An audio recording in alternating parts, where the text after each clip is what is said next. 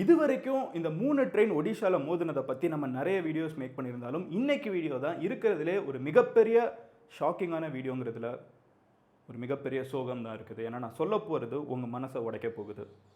நம்ம என்னெல்லாமோ பாசிபிலிட்டி இதை பற்றி பேசிகிட்டு இருந்தோம். பட் உண்மை என்னன்னு பார்த்தீங்கன்னா, இந்த விபத்து நடக்கிறதுக்கு 60 நாட்களுக்கு முன்னாடி ஒரு லெட்டர் அனுப்பப்பட்டிருக்குது. இந்த லெட்டர் யாருக்கு அனுப்பப்பட்டிருக்குதுன்னு பார்த்தீங்கன்னா, இந்தியாவில் இருக்கிற ரயில்வே ஜோனல் ஹெட்ஸ் எல்லாருக்குமே வந்து அனுப்பப்பட்டிருக்குது. உங்களுக்கு தெரியும், இந்தியன் ரயில்வேஸ் வந்து ஜோன் வைஸ் பிரிச்சிருப்பாங்க.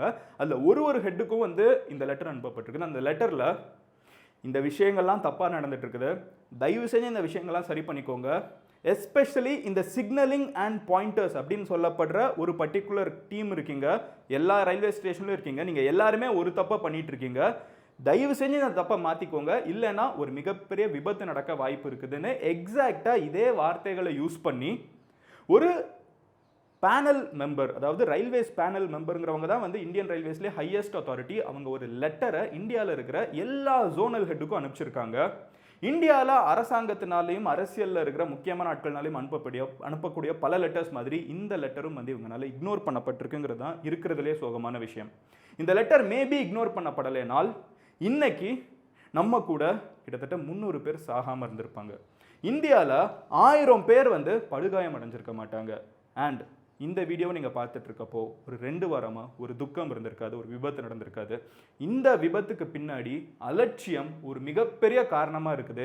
இதுதான் நடக்க போகுதுன்னு சொன்னதுக்கப்புறமும் அதை இக்னோர் பண்ணியிருக்காங்கிறது உண்மையிலே மனசை உடைக்குது. அது என்னங்கிறது தான் இன்னைக்கு வீடியோ டீட்டெயிலாக பார்க்க போகிறோம். இந்த லெட்டர் இப்போ தான் பப்ளிக்கு வந்திருக்குது.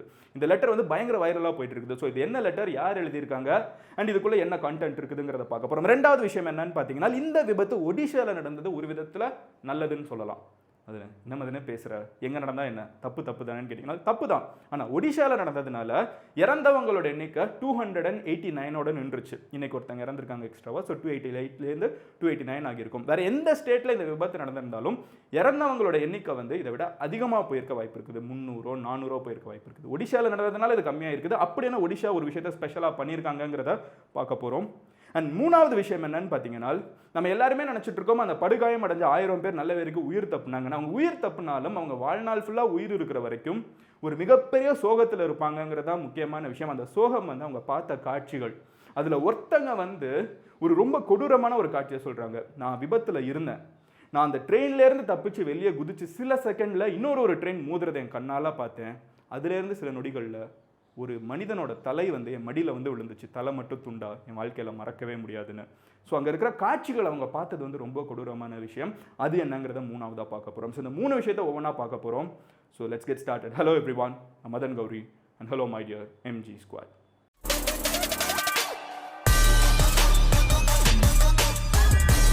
ஸோ இதில் முதல்ல நான் உங்ககிட்ட அட்ரஸ் பண்ண வேண்டிய ஒரு விஷயம் என்னென்னு பார்த்தீங்கன்னா, ஃபர்ஸ்ட் ஆஃப் ஆல் நான் எல்லாருக்குமே இந்த வீடியோ நீங்கள் பார்த்துட்டு இருக்கிற அத்தனை பேருக்குமே வந்து ஒரு மிகப்பெரிய சல்யூட் கொடுக்கணும். பிகாஸ் ஜென்ரலாக நீங்கள் எந்த நியூஸ் சேனல் எடுத்து பார்த்தீங்கனாலும் இல்லை எந்த யூடியூபர் எடுத்து பார்த்தீங்கனாலும் ஒரு விஷயத்தை நடந்த உடனே ஒரு வீடியோ 2 வீடியோ போடுவாங்க, அதுக்கப்புறம் அதை கடந்து போயிடுவாங்க.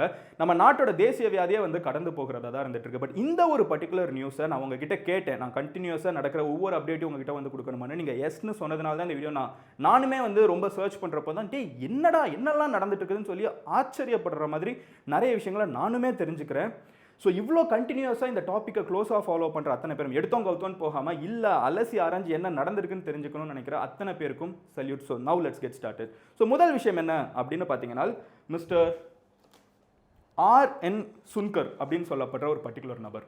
இவர் வந்து இந்தியன் ரயில்வேஸோட பேனல் மெம்பராக இருந்துட்டு இருக்காரு. ஓகேவா? இந்த பேனல் அப்படின்னு சொல்லப்படுற இந்தியன் ரயில்வேஸ் பேனல் இருக்காங்கல்ல, போர்டு இருக்காங்கல்ல, அவங்க தான் இந்தியன் ரயில்வேஸோட ஹையஸ்ட் அத்தாரிட்டி. இவங்க சொல்கிறத எல்லாரும் கேட்டுதான் ஆகணும். இவர் வந்து 60 நாட்களுக்கு முன்னாடி ஒரு லெட்டர் எழுதுறாரு. அந்த லெட்டரில் அவர் என்ன சொல்கிறாருன்னு பார்த்தீங்கன்னா, லக்னோ, ஹோசதுர்கா, லூதியானா, ககோபர், பக்ராத்தா அப்படின்னு சொல்லப்படுற இந்த 5 ஸ்டேஷன்ஸ் இந்தியாவில் இருக்குது. இந்த 5 ஸ்டேஷன்ஸில் லாஸ்ட் ஒரு 22 நாட்களில் மட்டுமே வந்து 52 நாட்களில் மட்டுமே வந்து 5 விபத்துகள் ஏற்பட்டிருக்குது. இந்த 5 விபத்து எந்த மாதிரின்னு பார்த்தீங்கன்னா, ட்ரெயின் வந்து நேராக வர ட்ரெயின் வந்து லூப் லைனுக்கு போகிறது. இது ஆல்ரெடி லூதியானாவில் நடந்திருக்கு. அதுதான் இப்போ விபத்தாக இங்கே மாறி இருக்குது. இத்தனை பேர் இறந்து போயிருக்காங்க. இது லூதியானாவில் 52 நாட்களுக்குள்ளே வந்து இதுக்கு முன்னாடியே நடந்திருக்குது. அதே மாதிரி வந்து ஒரு இடத்துல ஹோஸ்துர்கா பார்த்தீங்கன்னா வந்து லைன் வந்து டைரெக்டாக போகாமல் அதுக்கு பதிலாக வந்து வாஷ் லைனுக்கு போயிடுச்சு. வாஷ் லைன்னா ட்ரெயினை துடைப்பாங்களா, கழுவுவாங்களா, அந்த லைனுக்குள்ளே போயிருக்குது. அண்ட் அதே மாதிரி இந்த 5 லைன்லையுமே ஏதாவது ஒரு பிரச்சனை இருக்குது. சில இடத்துல ரிவர்ஸ் தெரியாமல் போயிருக்குது, சில இடத்துல கேட் மூடுறதுக்கு முன்னாடி போயிருக்குது. இந்த மாதிரி 5 இன்சிடென்ட் 52 நாட்களில் நடந்திருக்குது. இது எல்லாத்துக்குமே காரணம் யாரு? 5 இன்சிடென்ட்ஸ்க்கும் காமனாக ஒரு டீம் ரெஸ்பான்சிபிளாக இருக்காங்க. அவங்க யாருன்னா இந்த சிக்னல் அண்ட் பாயிண்டர்ஸ் டீம் அப்படிங்கிறவங்க தான். இந்த சிக்னல் அண்ட் பாயிண்டர்ஸ் டீம் வந்து ஒழுங்கா சிக்னலை போடாமல் ஒழுங்கா பாயிண்டர்ஸ், அதாவது ட்ராக்கை ஒழுங்கா மாற்றி விடாமல் இருக்கிறதுனால ரெண்டுமே வந்து ஒரே டீம் தான் பார்த்துப்பாங்க. அவங்க இதை ஒழுங்கா பண்ணாத காரணத்தினால இந்த 5 சம்பவங்கள் இந்தியாவில் இப்போ நடந்திருக்குது. அண்ட் 5 டைமும் நம்ம லக்கியாக இருந்திருக்கோம். நல்ல வேலைக்கு இன்னொரு ட்ரெயின் ஆப்போசிட்டில் வரல. என்னைக்காவது இன்னொரு ட்ரெயின் ஆப்போசிட்டில் வரப்போகுது. அப்படி வர்ற அன்னைக்கு நம்ம ஒரு மிகப்பெரிய விபத்தை பார்ப்போம். ஸோ தயவு செஞ்சு ஜாக்கிரதையாக இருங்கிற ஒரு வார்னிங் அவர் எக்ஸாக்டாக கொடுத்துருக்காரு இந்த லெட்டரில். அண்ட் அந்த லெட்டர் இக்னோர் பண்ணப்பட்டிருக்குது. அண்ட் அவர் எதிர்பார்த்தது இன்னொரு ட்ரெயின் இருந்தால் ஒரு பெரிய விபத்து ஏற்படும். ஆனால் நேச்சர் அதை விட ஒரு பெரிய பிளான் போட்டு ஒரே நேரத்தில் 3 ட்ரெயினை கொலைட் பண்ண வச்சு நினச்சி கூட பார்க்க முடியாத ஒரு உயிர் சேதத்தை ஏற்படுத்தி இருக்குது. ஸோ இந்த சிக்னல் அண்ட் பாயிண்டர்ஸ் டீம் அப்படின்னு சொல்கிறவங்க வந்து இதை ஒரு சாபோட்டேஜான்னு சொல்லிட்டு நம்ம இவ்வளோ நாள் பேசிட்டு இருந்தோம். சாபோட்டேஜ்னா வந்து ஒரு பெரிய தீங்கு விளைவிக்கிறதுக்கு இன்டென்ஷனலாக பிளான் பண்ணி பண்ண ஒரு விஷயம். பட் நாளுக்கு நாள் என்ன தெரிய வருதுன்னு பார்த்தீங்கன்னா இது சாபோட்டேஜ் கிடையாது. ஆனால் இது அலட்சியத்தினால நடந்திருக்குது. ஒரு ஹியூமன் எரர் உள்ளுக்குள்ள இருந்திருக்குங்கிறது நாளுக்கு நாள் நம்மளால தெளிவாக தெரிய வருது. பிகாஸ் இதே சிக்னல் அண்ட் பாயிண்டர்ஸ் டீமை தான் வந்து சிபிஐ 5 பேரை பிக் பண்ணி அன்டிஸ்க்ளோஸ் லொகேஷனுக்கு கொண்டு போயிருக்காங்க. அவங்களோட ஃபோன் சேட் எல்லாத்தையுமே எடுத்து பார்த்துட்டு இருக்காங்க. ஸோ இந்த டீமை தான் சிபிஐயும் கண்காணிக்கிறாங்க. நம்மளோட பிரைம் மினிஸ்டராக இருக்கட்டும், ரயில்வேஸ் மினிஸ்டராக இருக்கட்டும், இதுக்கு பின்னாடி ஏதோ ஒரு ஹியூமன் பிரச்சனை இருக்குதுங்கிறத சொல்றாங்க. இப்போ இந்த லெட்டர் வெளியே வர்றப்போ இதையே வார்ன் பண்ணியிருக்காங்கன்னு தெரியறப்போ இந்த சிக்னல் அண்ட் பாயிண்டர்ஸ் டீமில் இருக்கிறவங்க வந்து அலட்சியமாக இருந்திருக்காங்க அப்படிங்கிறது வந்து நம்மளுக்கு சந்தேகம் ரொம்ப ரொம்ப ஸ்ட்ராங்காக இருக்குது. அவர் எக்ஸாக்டாக இதே விஷயத்த சொல்கிறாரு. இந்த மாதிரி சிக்னல் அண்ட் பாயிண்டர்ஸ் டீம் வந்து ஓவர் ரூல் பண்ணுறீங்க. ஒழுங்காக வந்து ஒரு ரிப்பேர் நடந்து முடிஞ்சதுக்கப்புறம் நீங்கள் டெஸ்ட் பண்ணி பார்க்கணும், அதுக்கப்புறம் தான் ட்ரெயினை விடணும். பட் ஒரு ரிப்பேர் நடந்து முடிஞ்ச உடனே நீங்கள் சோம்பேறித்தனத்தில் இந்த டெஸ்ட் ஒரு எக்ஸ்பெரிமெண்ட் ஒரு ட்ரையல் ரன் ஒரு ஒழுங்காக நடக்குதா இல்லையான்னு சொல்லிட்டு ஒரு ட்ரையல் பால் மாதிரி ஒரு ட்ரையல் எக்ஸசைஸ் பண்ணாமல் நீங்கள் டேரெக்டாக மெயின் ட்ரெயினை விடுறீங்க. அந்த மாதிரி மெயின் ட்ரெயினை விடுறப்போ சம்டைம்ஸ் நீங்கள் ரிப்பேர் ஒழுங்காக பண்ணலை, ஒழுங்காக சிக்னலிங் சிஸ்டம் ஒர்க் ஆகலைங்கிறப்போ இந்த ட்ரெயின் வந்து மாறி ட்ராக்ல போயிடுது. இது ஒரு நாள் ஒரு பெரிய விபத்தை ஏற்படுத்தும் அப்படிங்கிற ஒரு விஷயத்த சொல்கிறாங்க. இன்ஃபேக்ட் இப்போ நடந்த விபத்தில் நீங்கள் நல்லா கவனிச்சு பார்த்தீங்கன்னா அவங்க சொல்கிறாங்க சிக்னல் கொடுக்கப்பட்டுச்சு, ஆனால் அதுக்கப்புறம் உடனே மாற்றிட்டோன்னு. ஆனால் அதுக்குள்ளே ட்ரெயின் போயிடுச்சு, அதனால தானே இவ்வளோ பெரிய விபத்து. மேபி அந்த சிக்னல் கொடுக்கப்படாமல் ஒழுங்காக இருந்துச்சுன்னா எந்த பிரச்சனையுமே வந்திருக்காது. ஸோ இது சிக்னல் அண்ட் பாயிண்டர்ஸ் டீமில் இருக்கிற மெம்பர்ஸ் வந்து அலட்சியமாக இருந்தது வந்து ஒரு மிகப்பெரிய காரணம் அப்படின்னு சொல்லிட்டு நம்ம இப்போ அந்த ஆங்கிளில் பார்க்க முடியுது. But it does not end there. இதில் இன்னொரு பெரிய கஷ்டமான விஷயம் என்னன்னு பார்த்தீங்கன்னா இந்தியன் ரயில்வேஸ் வந்து ரொம்பவே அண்டர் ஸ்டாஃப்டாக இருக்குதுன்னு சொல்லிட்டு நம்மளுக்கு நிறைய டிஎம் வரதை பார்க்க முடியுது. இதை வந்து ஹிந்துவில் ஒரு எலாபரேட் ஆர்டிக்கலாகவே போட்டிருக்காங்க. இந்தியன் ரயில்வேஸில் வந்து இந்த அலட்சியங்கள் நிறைய நடக்கிறதுக்கு ஒரு முக்கியமான காரணம் வந்து அவங்களோட ஹியூமன் எரர் அப்படிங்கிற ஒரு விஷயம் இருந்து ஹியூமன் அலட்சியம் இருந்தாலும் அதை தாண்டி ஓவர்லோடடாக இருக்காங்க அப்படின்னு சொல்கிறாங்க.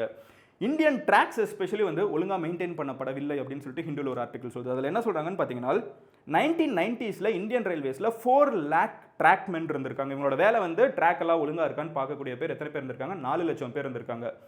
2020s இப்போது ட்ராக்மேன் வந்து எவ்வளோ இன்க்ரீஸ் ஆகிருக்கணும் கரெக்டாக? ஏன்னா நம்ம நிறைய ட்ரெயின் வந்தே பாரத் அப்படி விட்டுட்டுருக்கோம். இப்போ கூட ஒடிசாவில் வந்து எக்ஸ்ட்ராவாக 5 வந்தே பாரத் போகுதுன்னு வச்சேன். ஸோ இவ்வளோ வந்தே பாரத் ட்ரெயின் எத்தனையோ ட்ரெயின் புதுசாக ட்ராக் எல்லாத்தையுமே எக்ஸ்பேண்ட் பண்ணதுக்கப்புறம் 1990s 4 லட்சம் ட்ராக்மேன் வந்து இப்போது 2 லட்சம் பேர் தான் இருக்காங்க. ட்ராக் எக்ஸ்பேண்ட் ஆயிடுச்சு, ட்ரெயின் மூவ் ஆயிடுச்சு, அதிகமாகிடுச்சு, ஆனால் ட்ராக்மேனோட எண்ணிக்கை கம்மியாயிடுச்சு. இந்தியன் ரயில்வேஸ் வந்து இம்ப்ரூவ்மெண்ட்டு, டெவலப்மெண்ட்டு, அதுக்கப்புறம் வந்து ஃபர்தராக எக்ஸ்பான்ஷன் இதிலலாம் கான்சென்ட்ரேட் பண்ணுற அளவுக்கு சேஃப்டியில் கான்சென்ட்ரேட் பண்ணாமல் இருக்காங்க அப்படிங்கிறது வந்து அவங்க மேலே வைக்கக்கூடிய ஒரு மிகப்பெரிய குற்றச்சாட்டாக இருந்துட்டு இருக்குது. ஒருவேளை சேஃப்டிக்கு இவங்க போடுற இந்த டெவலப்மெண்ட் எக்ஸ்பான்ஷன்லாம் போடுற எஃபர்ட்டை வந்து சேஃப்டிக்கு போட்டிங்கன்னா இருக்கிற ட்ரெயின் உருப்படியாக போடுவோம், அதுக்கப்புறம் புது ட்ரெயினை பற்றி யோசிக்கலாம்னு சொல்கிறாங்க. எனிவே நான் அடுத்து என்ன சொல்லணும்னு நினச்சேன்னு பார்த்தீங்கன்னா ஒடிஷாவில் இந்த விபத்து நடந்ததுனால ஒரு நல்லது இருக்குதுன்னு சொன்னேன். அது இது எவ்வளோ தப்பான வார்த்தை நீங்கள் யோசிப்பீங்க. விபத்து நடந்தது தப்பு தானே, ஒடிஷாவில் நடந்ததில் நல்லது இருக்குது. ஏன்னு கேட்டிங்கன்னா ஒடிஷாவோட சீஃப் மினிஸ்டர் வந்து நவீன் பட்நாயக். நம்ம இந்தியாவில் இருக்கிற நிறைய அரசியல்வாதிகளை பற்றி கேள்விப்பட்டிருப்போம். பட் இந்த நவீன் பட்நாயக்கை பற்றி பெருசாக பேச மாட்டோம். பிகாஸ் வந்து அவர் பிஜேபி சைடும் கிடையாது, காங்கிரஸ் சைடும் கிடையாது. அவர் அந்த ஸ்டேட்டை வந்து நல்லா கவர்ன் பண்ணுற ஒரு பர்டிகுலர் நபராக இருந்துட்டு இருக்காரு.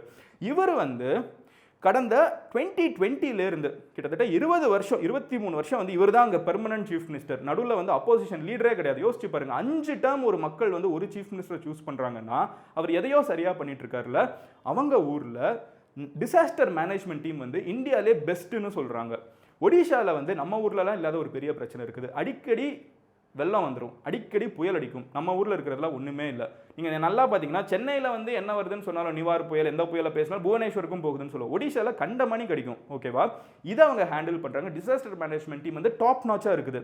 ஜென்ரலாக நம்ம வந்து இந்த 280 260ங்கிறது எடுத்த உடனே நம்மளுக்கு முதல் நாளே வந்த நம்பர். நம்ம எல்லாருமே என்ன நினச்சோம், சரி இந்த நம்பர் எப்படியும் வந்து 400 ஆகிடும் அப்படின்னு. ஏன்னா இவங்க எல்லாருமே வந்து ஒழுங்காக மெடிக்கல் ட்ரீட்மெண்ட் கொடுக்கப்படாமல் நிறைய பேர் இறந்து போவாங்க. இந்தியாவில் இது சகஜமாக நடந்துட்டு இருந்தது. ஆனால் 250லேருந்து 288 டாட்டா நின்னது இன்னைக்கு வரைக்கும் டாட்டா நிற்குது. இன்னைக்கு மட்டும் 289 இறந்துருக்காங்க.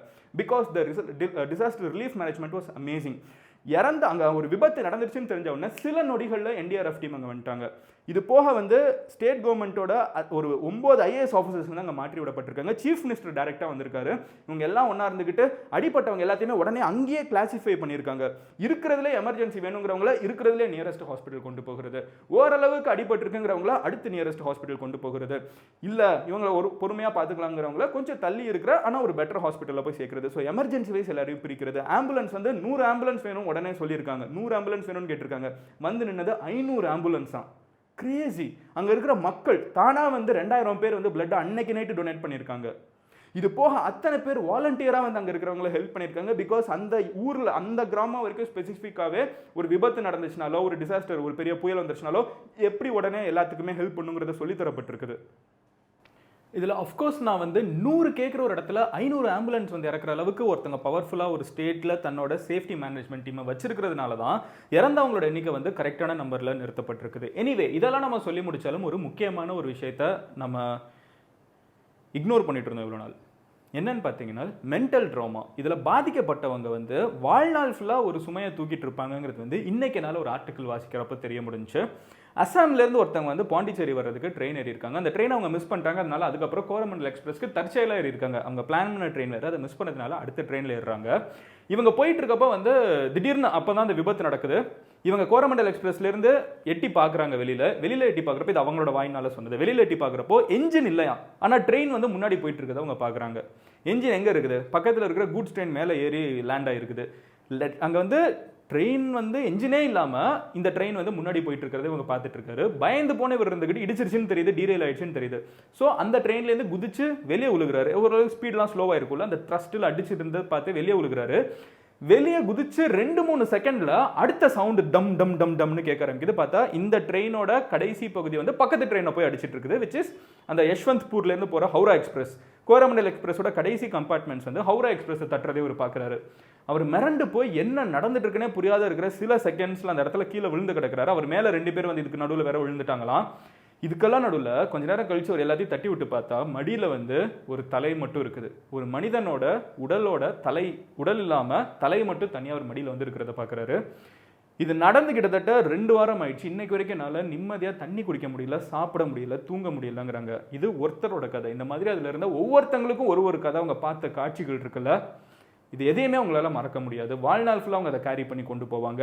இதை நம்ம யோசிக்கிறோம்ல, இதெல்லாம் நடந்திருக்குன்னு தெரியறப்போ நம்மளோட வாழ்க்கையில் இது ஒரு அஃபெக்ட் ஆகுது. இது எல்லாத்துக்குமே ரூட் காஸ் என்னன்னு நம்ம போய் தேடி பார்க்குறப்போ அலட்சியம். இது நடக்கும்னு சொல்லி வார்னிங் பண்ணதுக்கு அப்புறமும் இருக்கிற அலட்சியம். நம்ம வந்து எக்ஸ்பான்ஷனுக்கும் டெவலப்மெண்ட்டுக்கும் பண்ணுற செலவை வந்து சேஃப்டிக்கு பண்ணாமல் இருக்கிற அலட்சியம். நம்ம ஊரில் கார் இண்டஸ்ட்ரியில் இது நடந்துட்டு இருந்துச்சு. ரொம்ப வருஷத்துக்கு பார்த்தீங்கன்னா வந்து இந்த மாருதி சுசுகி இருக்காங்கல்ல, அவங்க வந்து கண்ட மணிக்கு காரை வந்து சேஃப்டியே கிடையாது, சேஃப்டி ஸ்டாண்டர்ட்ஸே இல்லாமல் காரை இறக்கிட்டு இருந்தாங்க. அதுக்கப்புறம் இப்போ தான் டாட்டா கொஞ்சம் கொஞ்சமாக சேஃப்டி ஸ்டாண்டர்ட்ஸோட கார்ஸ் வந்து வர ஆரம்பிக்குது. டாட்டாவும் அதே தான், எல்லாருமே அதே பண்ணிருந்தாங்க. இப்போ தான் மஹிந்திரா, டாட்டா மாதிரி கம்பெனிஸ் வந்து சேஃப்டியை வந்து கான்சென்ட்ரேட் பண்ணுறாங்க. ஒருத்தன் கார் வாங்குறதுக்கு முன்னாடி இதில் எத்தனை ஏர் பேக் இருக்குதுங்கிறத கேட்க ஆரம்பிக்கிறான். இந்த சேஃப்டி ஃபீச்சர்ஸுங்கிறது வந்து ரோடாக இருக்கட்டும், ரயிலாக இருக்கட்டும், வானமாக இருக்கட்டும் ரொம்ப முக்கியமான விஷயம்.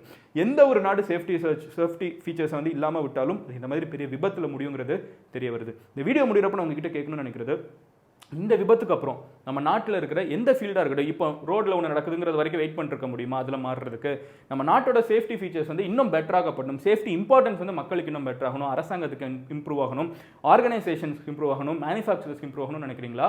இல்லை மதனை, நம்ம நாட்டில் இவ்வளோ ஜனத்தொகை இருக்குது, அதுக்கெல்லாம் நம்ம இவ்வளோ இம்ப்ரூவ் பண்ணிருக்க முடியாது, நம்ம இருக்கிறதுல வேகமாக போகணும்னு தான் பார்க்கணும்னு சொல்லிட்டு சப்பக்கட்டு கட்ட போகிறோமாங்கிற உங்களோட ஒப்பீனியனை கமெண்ட்டில் சொல்லுங்கள். Because it is painful.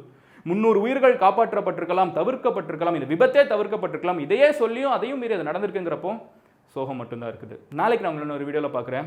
இந்த மாதிரி நியூஸ் உங்களுக்கு டெய்லி என்னென்ன உலகத்தில் நடந்துட்டு இருக்கோ, உங்களுக்கு லேட்டஸ்ட்டாக ரொம்ப வேகமாக தமிழை வந்து தெரிஞ்சுக்கணும்னு நினச்சிங்கன்னா மதன் கௌரி சேனலை சப்ஸ்கிரைப் பண்ணுங்கள். நீங்கள் பர்சனலாக மதன் கௌரியை ஃபாலோ பண்ணும் அப்படின்னு நினச்சிங்கன்னா என்னை தான் சொல்கிறேன். நீங்கள் எந்த சோஷியல் மீடியானாலும் மதன் கௌரின்னு சர்ச் பண்ணுங்கள். Will be able to find my profile.